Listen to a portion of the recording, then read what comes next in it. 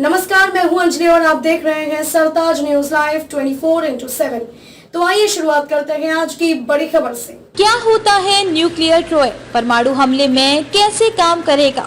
भारत की K-15 missile को भी जानिए।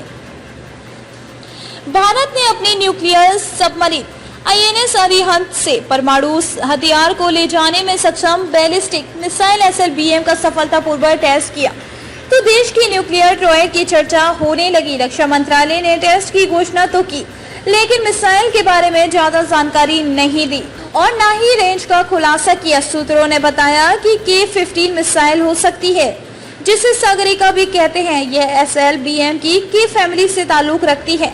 ऐसे में दो महत्वपूर्ण चीजों के बारे में जानना महत्वपूर्ण हो जाता है। न्यूक्लियर ट्रॉयड क्या होता है और K-15 मिसाइल कितनी पावरफुल है? न्यूक्लियर ट्रॉयड क्या है और क्यों जरूरी? हम अक्सर परमाणु बम के बारे में पढ़ते या सुनते रहते हैं। पिछले दिनों खबर आई थी कि रूसी राष्ट्रपति व्लादिमीर पुतिन यूक्रेन पर परमाणु हमला कर सकते हैं। कुछ घंटों पहले ही अमेरिकी राष्ट्रपति जो बाइडेन ने पाकिस्तान को खतरनाक देश कहते हुए कहा कि उसके पास बिना किसी कंट्रोल के परमाणु हथियार है। दुनिया में इस समय 7 देशों के पास घोषित रूप से परमाणु हथियार है। ऐसे में अगर तो परमाणु संपन्न देशों के बीच जंग छिड़ती है तो इस बात की आशंका रहेगी कि कोई देश जंग के मैदान में कमजोर पड़ा तो परमाणु हमला कर सकता है। भारत और पाकिस्तान का ही उदाहरण लें तो भारत की नीति स्पष्ट है कि वह किसी भी देश पर पहले परमाणु हमला नहीं करेगा, लेकिन अगर दुश्मन ने किया तो फिर दुनिया के नक्शे से मुल्क का नामो निशान मिटाकर दम लेगा।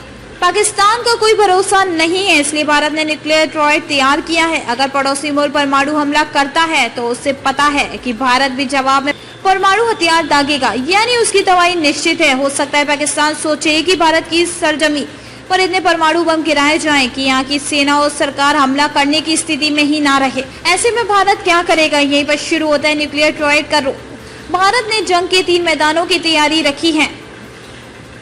जी हाँ, 2003 में न्यूक्लियर कमांड अथॉरिटी गठित की गई थी। इसके पॉलिटिकल काउंसिल के अध्यक्ष प्रधानमंत्री होते हैं, जो परमाणु हथियार के इस्तेमाल की मंजूरी देते हैं। इसी साल परमाणु शस्त्रागार को संभालने के लिए स्ट्रेटेजिक फोर्सेस कमांड SFC की स्थापना भी की गई। अब समझिए कि अगर पाकिस्तान ने भारत पर सरजमी को टारगेट किया तो देश के परमाणु बम से लैस मिसाइलें और फाइटर जेट उसके मंसूबों को पानी फेर देंगे। जमीन के अलावा भारत के पास समंदर और आसमान से परमाणु हमला करने की भी ताकत है।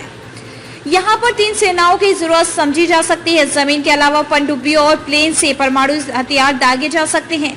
युद्धपोत को तो दुश्मन टारगेट कर सकते हैं, लेकिन गहरे समंदर में मौजूद सबमरीन को ढूंढना आसान नहीं होगा। इसी तरह INS अरिहंत ने परमाणु हथियार ले जा सकने वाली बैलिस्टिक मिसाइल का सफल टेस्ट किया है।